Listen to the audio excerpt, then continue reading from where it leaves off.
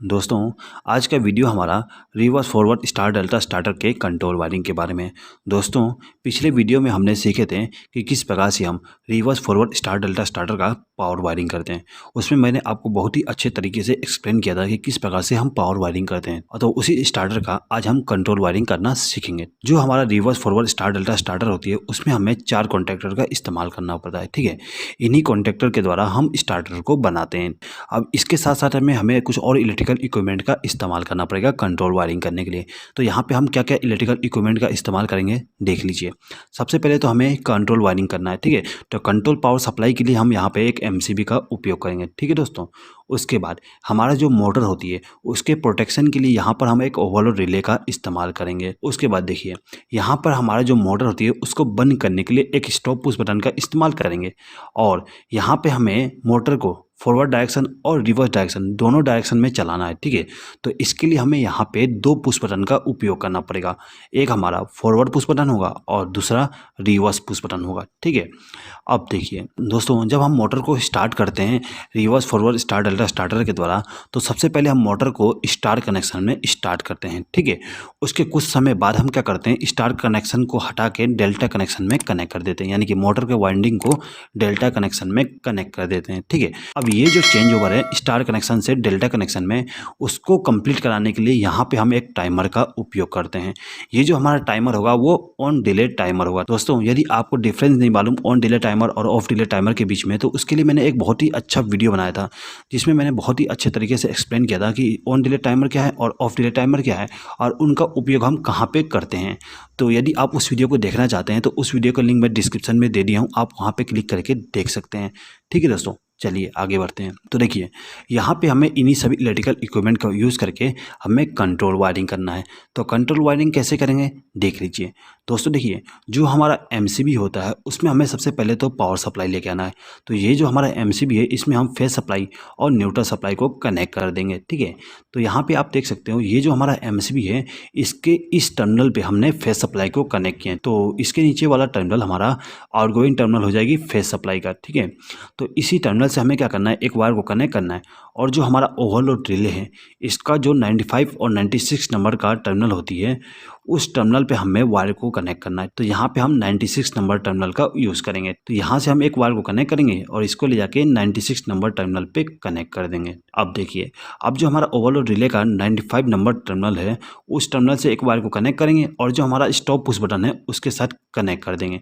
तो यहाँ से हमने वायर को कनेक्ट करके इसको कनेक्ट कर दिया। अब देखिए, यहाँ पर हमने 2 स्टार्ट पुश बटन का उपयोग किए, एक फॉरवर्ड स्टार्ट पुश बटन और एक रिवर्स स्टार्ट पुश बटन। ठीक है, तो हमें यहाँ पे दोनों पुश बटन का कनेक्शन करना है। तो इनको हम पैरेलल में कनेक्ट करेंगे। कैसे कनेक्ट करेंगे देख लीजिए। यहाँ पे आपको क्या करना है कि ये जो आपका स्टॉप पुश बटन है इसके आउटगोइंग टर्मिनल से एक वायर को कनेक्ट करिएगा और इसको 2 भागों में डिवाइड कर दीजिएगा। ठीक है, आपको क्या करना है, अब ये जो आपका स्टार्ट पुश बटन है उसको हम यहाँ से वायर को कनेक्ट करके पावर सप्लाई दे देंगे, यानी कि इनकमिंग पावर सप्लाई दे देंगे। ठीक है, इसी प्रकार से आपका जो रिवर्स पुश बटन है उसको भी इनकमिंग पावर सप्लाई दे देंगे। अब हमें क्या करना है कि ये जो हमारा स्टार्ट पुश बटन है इसको प्रेस करने के बाद हमारा कॉन्टैक्टर स्टार्ट होना चाहिए। ठीक है, ये पुश बटन हमने फॉरवर्ड के लिए इस्तेमाल किए हैं और ये वाला रिवर्स के लिए। तो जब हम फॉरवर्ड पुश बटन को प्रेस करें तो हमारा फॉरवर्ड कॉन्टैक्टर स्टार्ट होना चाहिए और रिवर्स पुश बटन को जब हम प्रेस करें तो रिवर्स कॉन्टैक्टर स्टार्ट होना चाहिए। ठीक है, तो हमें क्या करना है, यहाँ से एक वायर को कनेक्ट करना है और जो हमारा फॉरवर्ड कॉन्टैक्टर है इसके A1 टर्मिनल के साथ कनेक्ट करना है, यानी कि यहाँ पर। ठीक है, तो हम यहाँ पे वायर को डायरेक्ट कनेक्ट नहीं करेंगे। दोस्तों याद रखिएगा, यहाँ पे आपको वायर सीधा ला के कनेक्ट नहीं करना है, आपको यहाँ पे एक इंटरलॉकिंग का इस्तेमाल करना है। क्या इंटरलॉकिंग इस्तेमाल करेंगे दोस्तों देख लीजिए। दोस्तों, जिस प्रकार से आप रिवर्स फॉरवर्ड स्टार्टर में इंटरलॉकिंग करते हैं उसी प्रकार से आपको यहाँ पे भी इंटरलॉकिंग करना है, जिससे कि आपका फॉरवर्ड कॉन्टैक्टर और जो रिवर्स कॉन्टैक्टर है ये दोनों के दोनों एक साथ स्टार्ट ना हो। अगर ये दोनों कॉन्टैक्टर एक साथ स्टार्ट हो जाते हैं तो आपके स्टार्टर में एक शॉर्ट सर्किट हो जाएगा और उसके कारण से आपके सभी इलेक्ट्रिकल इक्विपमेंट जल जाएंगे। तो इसीलिए यहाँ पे हमें इंटरलॉकिंग करना है। तो इंटरलॉकिंग बहुत ही आसान तरीके से हो जाएगा, बस आप अच्छे से देख लीजिए। आपको क्या करना है, ये जो हमारा रिवर्स कॉन्टैक्टर है इसका एनसी कॉन्टैक्ट हम यहाँ पे कनेक्ट कर देंगे। ठीक है, और जो फॉरवर्ड कॉन्टैक्टर है इसको हम यहाँ पे लेके आ जाएंगे। हम क्या करेंगे, हमारा जो फॉरवर्ड पुश बटन है इसके आउटगोइंग टर्मिनल से एक वायर को कनेक्ट करेंगे और जो हमारा रिवर्स कॉन्टैक्टर का एनसी कॉन्टैक्ट है उसके एनसी कॉन्टैक्ट पे एक वायर को कनेक्ट कर देंगे यहाँ पे। ठीक है, उसके बाद इसका जो आउटगोइंग टर्मिनल है उसमें से एक वायर को कनेक्ट करके हमारा जो फॉरवर्ड कॉन्टैक्टर है उसके A1 टर्मिनल के साथ कनेक्ट करना है। तो हम सिंपली यहाँ से एक वायर को कनेक्ट करेंगे और इसके A1 टर्मिनल के साथ कनेक्ट कर देंगे, ठीक है। तो यहाँ पे हमारा फॉरवर्ड का कनेक्शन कंप्लीट हो गया। अब हमें same to same reverse contactor के लिए भी करना है। आपको क्या करना है, ये जो हमारा रिवर्स पुश बटन है उसके आउटगोइंग टर्मिनल से एक वायर को कनेक्ट करना है और इसको ले जाके फॉरवर्ड कॉन्टैक्टर का जो NC कॉन्टैक्ट है उसको इनकमिंग पावर सप्लाई दे देना है, ठीक है, कुछ इस प्रकार से। अब जो इसका आउटगोइंग टर्मिनल है उस टर्मिनल से एक वायर को कनेक्ट करना है और इसको ले जाके हमारा जो रिवर्स कॉन्टैक्टर है इसके A1 टर्मिनल पे कनेक्ट करना है। तो हम क्या करेंगे कि यहाँ से एक वायर को कनेक्ट करके इसको ले जाके हमारा जो A1 टर्मिनल है यानी कि रिवर्स कॉन्टैक्टर का A1 टर्मिनल उस पर कनेक्ट कर देंगे, ठीक है। तो यहाँ पे यदि हम पुश बटन को प्रेस करेंगे तो हमारा फॉरवर्ड कॉन्टैक्टर ऑन हो जाएगी और रिवर्स पुश बटन को प्रेस करने पर रिवर्स कॉन्टैक्टर ऑन हो जाएगी। लेकिन यदि हम इसको रिलीज कर देते हैं तो क्या होगा, कॉन्टैक्टर दोबारा ऑफ हो जाएगी। क्यों ऑफ हो जाएगी? क्योंकि यहाँ पर हमने कोई होल्डिंग सर्किट नहीं बनाए। तो इन दोनों कॉन्टैक्टर को होल्ड करके रखने के लिए यहाँ पे हम होल्डिंग सर्किट को भी बना देते हैं। दोस्तों, फॉरवर्ड कॉन्टैक्टर को होल्ड कराने के लिए आप क्या करोगे, फॉरवर्ड कॉन्टैक्टर का जो एनो कॉन्टैक्ट है उसका इस्तेमाल करना पड़ेगा, ठीक है। इसी प्रकार से आपका जो रिवर्स कॉन्टैक्टर है उसको होल्ड कराने के लिए रिवर्स कॉन्टैक्टर का एनो कॉन्टैक्ट का इस्तेमाल करना पड़ेगा, ठीक है। तो यहाँ पर हमने फॉरवर्ड कॉन्टैक्टर का एनो कॉन्टैक्ट ले लिया और यहाँ पे रिवर्स कॉन्टैक्टर का एनो कॉन्टैक्ट ले लिया, ठीक है। अब आपको क्या करना है कि ये जो पुश बटन है इसके इनकमिंग टर्मिनल यानी कि यहाँ से एक वायर को कनेक्ट करके लेके जाएंगे और जो हमारा एनो कॉन्टैक्ट है उसको इनकमिंग पावर सप्लाई दे देंगे। उसके बाद ये जो आपका एनो कॉन्टैक्ट है इसका जो आउटगोइंग टर्मिनल है ये वाली, ठीक है, यहाँ से आप एक वायर कनेक्ट करिए और इसको ले जाके A1 टर्मिनल के साथ कनेक्ट कर दीजिए, ठीक है। तो यहाँ पे हमारा होल्डिंग सर्किट बन गया फॉरवर्ड कॉन्टैक्टर के लिए। तो सेम टू सेम आप रिवर्स कॉन्टैक्टर के लिए भी कर दीजिएगा। तो यहाँ पे हम क्या करेंगे, ये जो हमारा रिवर्स पुश बटन है इसके इनकमिंग टर्मिनल से एक वायर को कनेक्ट करेंगे और इसको ले आके रिवर्स कॉन्टैक्टर का एनो कॉन्टैक्ट जो है उसको इनकमिंग पावर सप्लाई दे देंगे, ठीक है। उसके बाद इसके आउटगोइंग टर्मिनल से एक वायर को कनेक्ट करेंगे और A1 टर्मिनल के साथ कनेक्ट कर देंगे, ठीक है दोस्तों। यदि आप यहाँ पर टाइमर और डेल्टा कॉन्टैक्टर और स्टार्ट कॉन्टैक्टर का उपयोग नहीं करते तो ये आपका रिवर्स फॉरवर्ड स्टार्टर का कंट्रोल वायरिंग हो जाएगा, ठीक है। यहाँ पर हमने रिवर्स फॉरवर्ड स्टार्टर का कंट्रोल वायरिंग ही बनाया है। अब इसको आपको reverse forward star delta starter में कन्वर्ट करना है। तो कन्वर्ट करने के लिए यहाँ पर आपको एक टाइमर का इस्तेमाल करना है। तो सबसे पहले हम टाइमर का कनेक्शन करेंगे। तो देखिए यहाँ पे हमारा जो टाइमर है उसमें पावर सप्लाई तब जाना चाहिए जब हम पुश बटन को प्रेस करें, चाहे तो हम फॉरवर्ड पुश बटन प्रेस करें या फिर रिवर्स पुश बटन को प्रेस करें। दोनों में से किसी भी पुश बटन को प्रेस करते हैं तो हमारा जो टाइमर है वो ऑन हो जाना चाहिए, ठीक है।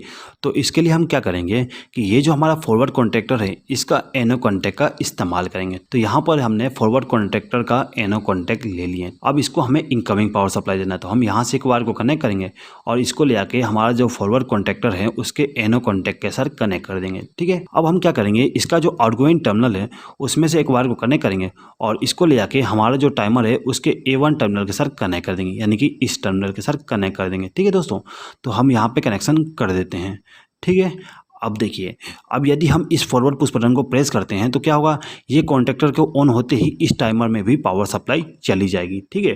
अब यहाँ पे हमें रिवर्स पुश बटन का भी कनेक्शन सेम टू सेम बनाना है। तो हम क्या करेंगे, ये जो हमारा रिवर्स कॉन्टैक्टर है उसका जो एनो कॉन्टैक्ट है उसका भी इस्तेमाल हम इसके पैरेलल में कर लेंगे, ठीक है। तो इसके कनेक्शन के लिए हम क्या करेंगे, यहाँ से एक वायर को कनेक्ट करेंगे और इसको इनकमिंग पावर सप्लाई दे देंगे। अब इसका जो आउटगोइंग टर्मिनल है वहाँ से एक वायर को कनेक्ट करके इसको हम A1 टर्मिनल के साथ कनेक्ट कर देंगे, यानी कि इन दोनों एनो कॉन्टैक्ट को हमने पैरेलल में कनेक्ट कर दिया। यहाँ पर हमने इन दोनों एनो कॉन्टैक्ट को पैरेलल में इसलिए कनेक्ट किए हैं जिससे कि इन दोनों एनो कॉन्टैक्ट में से कोई भी एक एनो कॉन्टैक्ट NC बनता है तो क्या होगा, पावर सप्लाई आगे फ्लो होके हमारा जो टाइमर है उसमें चली जाएगी और जो हमारा टाइमर है वो ऑन हो जाएगी, ठीक है दोस्तों।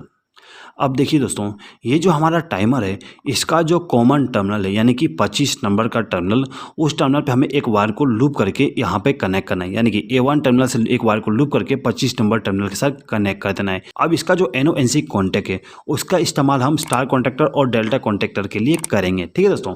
दोस्तों एक चीज़ याद रखिएगा कि टाइमर का कॉमन टर्मिनल 25 या फिर 15 नंबर टर्मिनल होता है, ठीक है।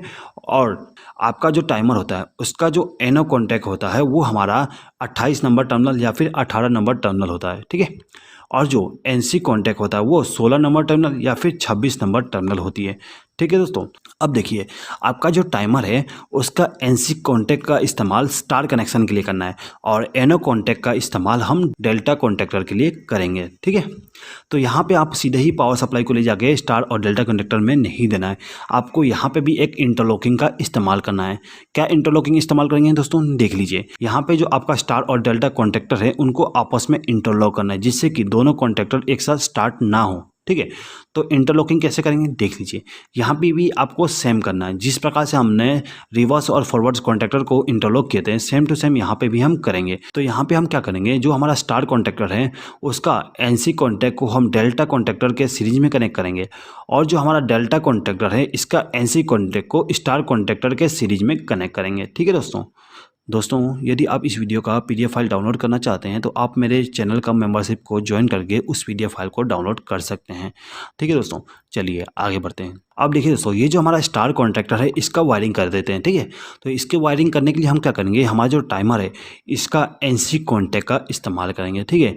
एनसी कॉन्टैक्ट हमारा 26 नंबर का टर्मिनल है, ठीक है। तो यहाँ से हम एक वायर को कनेक्ट करेंगे और इसको ले जाके हमारा जो डेल्टा कॉन्टैक्टर का एनसी कॉन्टैक्ट है उसको इनकमिंग पावर सप्लाई दे देंगे। अब इसका जो आउटगोइंग टर्मिनल है वहाँ से एक वायर को कनेक्ट करेंगे और स्टार कॉन्टैक्टर के A1 टर्मिनल पे कनेक्ट कर देंगे, ठीक है। अब देखिए, अब जो टाइमर का एनो कॉन्टैक्ट है यानी कि 28 नंबर का टर्मिनल, उस टर्मिनल से आप एक वायर को कनेक्ट करिए और वहाँ से ले जाके आपका जो स्टार कॉन्टैक्टर का एनसी कॉन्टैक्ट है उसको इनकमिंग पावर सप्लाई दे दीजिए। अब आपको क्या करना है कि जो आपका एनसी कॉन्टैक्ट है उसके आउटगोइंग टर्मिनल से एक वायर को कनेक्ट करिए और डेल्टा कॉन्टैक्टर को A1 टर्मिनल पे पावर सप्लाई दे दीजिए, ठीक है। तो यहाँ पे हमारा जो फेज सप्लाई का कनेक्शन था वो कंप्लीट हो गया। अब हमें केवल न्यूट्रल सप्लाई का कनेक्शन करना है। तो आपको क्या करना है कि ये जो आपका फॉरवर्ड कॉन्टैक्टर है इसका जो A2 टर्मिनल है उस टर्मिनल पे न्यूट्रल सप्लाई देना है। तो हम यहाँ से एक वायर को कनेक्ट करेंगे और इसको ले जाके हमारा जो फॉरवर्ड कॉन्टैक्टर है उसको A2 टर्मिनल पे पावर सप्लाई को दे देंगे, ठीक है, यानी कि न्यूट्रल सप्लाई को दे देंगे। इसी प्रकार से हमारा जो रिवर्स कॉन्टैक्टर है, टाइमर है और जो स्टार और डेल्टा कॉन्टैक्टर है इनको भी न्यूट्रल सप्लाई देना है। तो हम सिंपली यहाँ से वायर को लूप करके A2 टर्मिनल पे कनेक्ट कर देंगे, ठीक है दोस्तों। एक चीज़ याद रखिएगा, जो हमारा टाइमर होता है उसमें भी A1 और A2 टर्मिनल होती है। A1 टर्मिनल पे हमें फेज सप्लाई देना पड़ता है और A2 टर्मिनल पे न्यूट्रल सप्लाई देना पड़ता है दोस्तों। तो कुछ इस प्रकार से हम reverse forward star delta starter का कंट्रोल वायरिंग करते हैं। देखिए ये हमारा जो स्टार्टर है वो कैसे वर्क करता है उसके बारे में आपको थोड़ा सा मैं बता देता हूँ।